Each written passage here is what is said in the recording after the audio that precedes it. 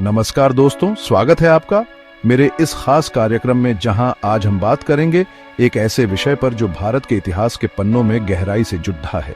जी हां, आज हम चर्चा करेंगे अखिल भारतीय मुस्लिम लीग की स्थापना के बारे में। 30 दिसंबर 1906 एक ऐतिहासिक दिन, जब ढाका की धरती पर इस लीग ने जन्म लिया। इस लीग की नींव रखने में ढाका के दो महान विभूतियों नवाब आगा खान और नवाब मोहसिन उल मुल्क का अहम योगदान था। लेकिन दोस्तों, क्या आपने कभी सोचा है कि आखिर ऐसी क्या परिस्थितियां थीं, कौन सी वजहें थीं जिनकी वजह से इस लीग का जन्म हुआ? आज इस कार्यक्रम में हम इन्हीं सवालों का जवाब ढूंढने की कोशिश करेंगे। इतिहास के उन पन्नों को पलटेंगे जहां से मुस्लिम लीग की कहानी शुरू होती है। तो बने रहिए हमारे साथ और जानिए इस महत्वपूर्ण अध्याय के बारे में। सन 1905 ब्रिटिश हुकूमत ने बंगाल को धर्म के आधार पर दो हिस्सों में बांट दिया। इस फैसले ने भारतीय समाज में एक गहरी खाई पैदा कर दी। खास तौर पर मुस्लिम समुदाय के मन में असुरक्षा की भावना घर कर गई। उन्हें डर सताने लगा कि यह विभाजन उनकी सामाजिक, राजनीतिक और आर्थिक स्थिति को कमजोर कर देगा। बंगाल विभाजन ने यह प्रमाणित कर दिया कि ब्रिटिश सरकार फूट डालो और राज करो की नीति पर अमल कर रही है। मुस्लिम नेता समझ गए कि अगर उन्हें अपने हिक्यू और अस्तित्व की रक्षा करनी है तो उन्हें एकजुट होना होगा। यही वो समय था जब मुस्लिम लीग की स्थापना की आवश्यकता महसूस की गई। लीग ने बंगाल विभाजन का पुरजोर विरोध किया और मुस्लिम समुदाय के हितों की रक्षा के लिए आवाज उठाई। दोस्तों, ब्रिटिश सरकार की नीतियां शुरू से ही भारतीयों को बांटने वाली रहीं। उन्होंने धर्म और जाति के आधार पर लोगों को बांटने की कोशिश की ताकि वो आसानी से भारत पर राज कर सकें। मुस्लिम लीग की स्थापना के पीछे ब्रिटिश सरकार की यही चाल काम कर रही थी।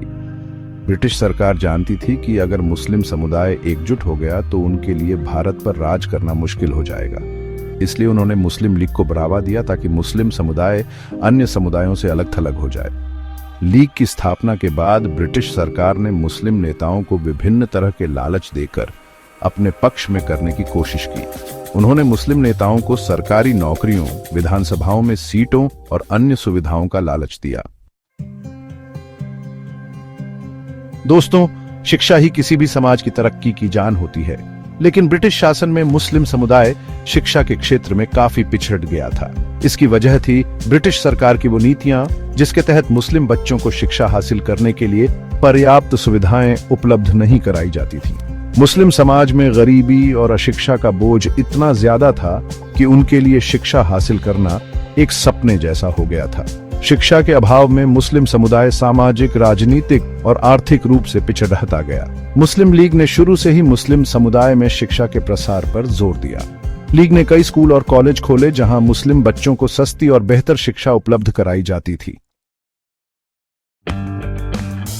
चैप्टर 4, मुस्लिमों की संप्रभुता का पतन, आत्मसम्मान को ठेस। दोस्तों, मुगल साम्राज्य के पतन के बाद से ही मुस्लिम समुदाय अपने आप को असुरक्षित महसूस कर रहा था।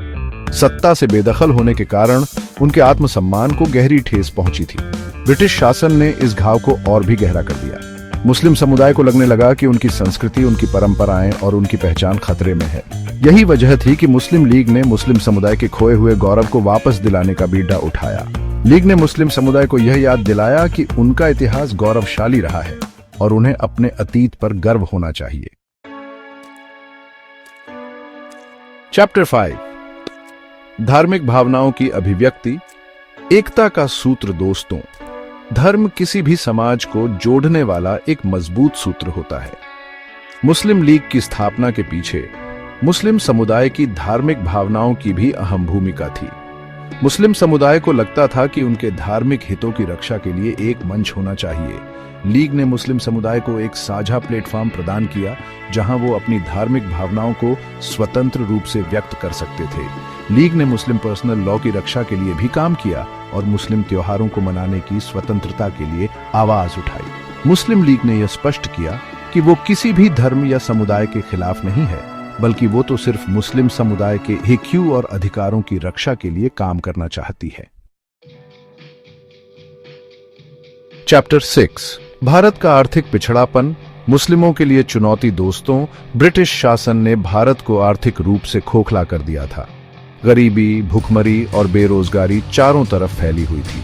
इसका सबसे ज्यादा असर मुस्लिम समुदाय पर पड़ेगा, जो पहले से ही शिक्षा और रोजगार के मामले में पिछड़ा हुआ था। मुस्लिम कारीगरों और व्यापारियों को ब्रिटिश सरकार की नीतियों का खामियाजा भुगतना पड़ेगा। उनके हुनर को नजरअंदाज किया जाने लगा और उनके व्यवसाय ठप होने लगे। मुस्लिम लीग ने इस स्थिति को सुधारने के लिए कई योजनाएं बनाई। लीग ने मुस्लिम समुदाय को शिक्षित करने और उन्हें रोजगार के अवसर उपलब्ध कराने पर जोर दिया। साथ ही लीग ने ब्रिटिश सरकार से मुस्लिम कारीगरों और व्यापारियों को विशेष राहत देने की मांग की।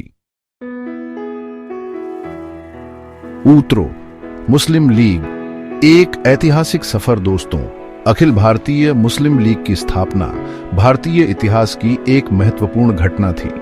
इस लीग ने मुस्लिम समुदाय को एक मंच प्रदान किया और उनके हितों की रक्षा के लिए आवाज उठाई। हालांकि यह कहना गलत नहीं होगा कि मुस्लिम लीग का मुख्य उद्देश्य मुस्लिमों में अन्य समुदायों के प्रति विरोध भाव को कम करना था। इसका उद्देश्य एक ऐसे भारत का निर्माण करना था जहां हिंदू और मुसलमान मिलजुल कर रह सके। मुस्लिम लीग का इतिहास उतार चढ़ाव से भरा हुआ है, लेकिन इस लीग ने भारतीय स्वतंत्रता संग्राम में अपनी अहम भूमिका निभाई है।